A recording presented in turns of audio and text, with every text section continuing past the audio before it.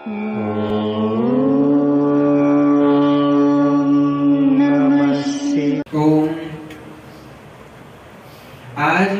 श्री कामेश्वर महादेव के चरणों में वट वृक्ष के नीचे हम आज पुरुषोत्तम मास का कथा महत्व का श्रवण करने जा रहे हैं। आज पुरुषोत्तम मास का तृतीय दिवस है। इससे पहले 2 अध्याय पूर्ण हो चुके हैं। आज हम तृतीय दिवस का तृतीय अध्याय को हम सुना रहे हैं। ओम श्री गुरुभ्यो नमः। अथ तृतीयोऽध्यायः। यहाँ ऋषि एवं सूत जी की का वार्तालाप चल रहा है। तो उनकी वार्तालाप चलते हुए आगे यह होता है कि ऋषियों ने सूत जी से कहा, हे सूत जी महाराज, भगवान नारायण ने नारद जी को जो कथा सुनाई थी उसे आप विस्तार पूर्वक हमें सुनाइए, बतलाइए। सूत जी ने बोला, हे ऋषियों, जैसे नारायण जी ने नारद मुनि से जो कथा कहा था वैसे ही मैं तुम्हें बात से बात तक पूरी समझाता हूँ आपको पूरी कथा।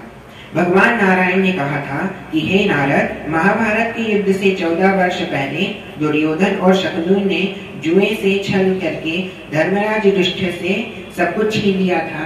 जब युधिष्ठिर एवं दुर्योधन के बीच चौरस का खेल हो रहा था तो शकुनी ने चौरस में अपनी बाजी मार के पूरा युधिष्ठिर से सब कुछ लूट लिया था, सब कुछ जुए में जीत लिया था।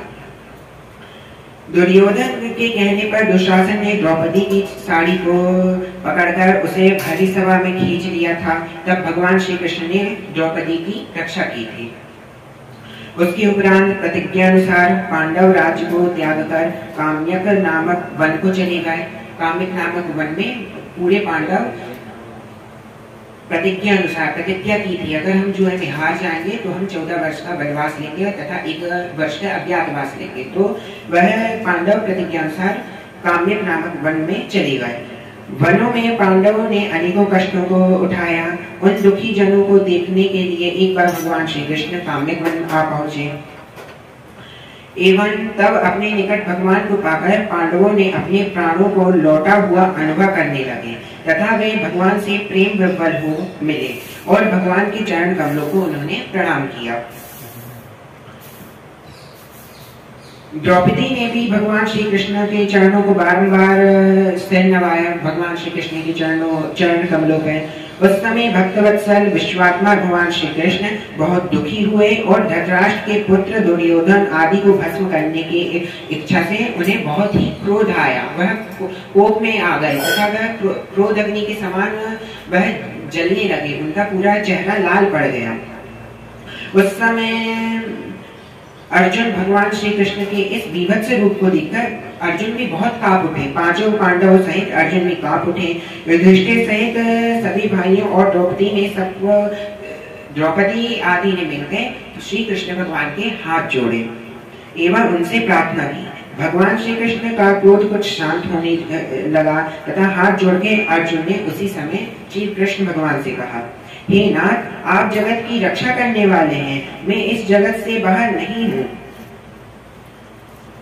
फिर आप मेरी रक्षा क्यों नहीं करते हैं? यदि आपको क्रोध आ गया तो अर्जुन को नष्ट करने की इच्छा में आप पूरा संसार अपने शक्ति से पूरे संसार का भी विनाश हो सकता है आपकी शक्तियों से। तो आप उस संसार के अंतर्गत मैं भी रहता हूँ, मैं आपका परम भक्त हूँ, तो आप मेरी रक्षा क्यों नहीं करते हैं? आप हमारे कष्टों को क्यों दूर कीजिए? आप जो सारी बातों को जानते ही हैं। हे प्रभु, मैं आपके चरणों में बारंबार प्रणाम करता हूँ। इस तरह अर्जुन द्वारा करबद्ध विनती तथा बारंबार प्रणाम करने पर श्री कृष्ण ने अपने क्रोध को त्याग दिया, छोड़ दिया एवं शांत हो गए।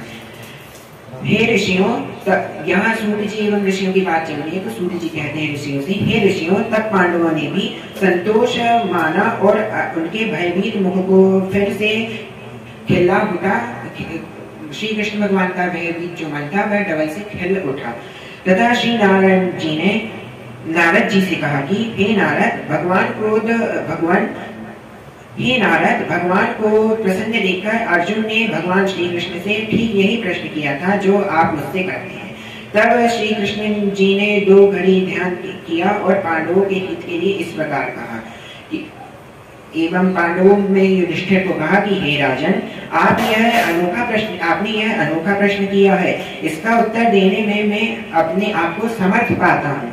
चैत्राधिक मास पक्ष नालिकाएं याम क्रियाम ऋतु मुहूर्त उत्तरायण दक्षिणायन, यह जो चैत्रादि मास है वह समय को दर्शाते हैं। पूरे चैत्रादि मास नाड़ियां होती हैं समय के अनुसार, समय की एक मतलब क्रम के अनुसार समय के एक निश्चित समय को एक एक नाम दिया जाता है, जिसमें ऋतु आते हैं, मास आते हैं, नाड़ियां आती हैं, याम आते हैं, क्रियाम आते हैं, मुहूर्त होते हैं, फिर उत्तरायण दक्षिणायन अर्थात सूर्य उत्तरायण और दक्षिणायन होते हैं, वर्ष योग पराग अंत और इससे भी परे नदी समुक्त झील कुएं बावड़ी पल्लव निर्जल लता वृक्ष औषधियां वृक्ष बांस वृक्ष वनस्पति पुर ग्राम नगर पर्वत, ये सभी जगहों का वर्णन कर दिया कि नदी तालाब बाड़ियां कुएं आदि सब वनस्पति नगर पर्वत आदि सब मूर्तिमान हैं और अपने गुणों के कारण ही पूज्य हैं।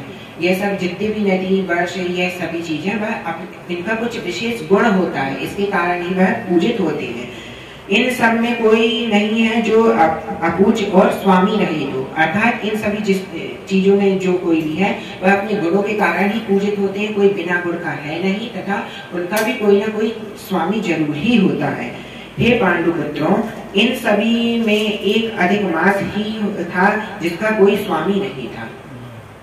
सभी 12 मास होते हैं, उनमें से कुछ समय बाद एक अधिक मास पड़ता है जिसे मल मास के नाम से जानते हैं, उसका कोई भी स्वामी नहीं था, कोई भी अधिकारी नहीं था उस मास का जिसमें उस भगवान को या उस देवता को पूजा जाए, तथा स्वामी विहीन होने के कारण सभी व्यक्ति उसे अनाथ स्वामीहीन निंदनीय एवं अपूज्य और मलमास आदि के नाम से संज्ञा देते थे, तथा रवि संक्रांतिहीन आदि नामों से भी पुकारते थे।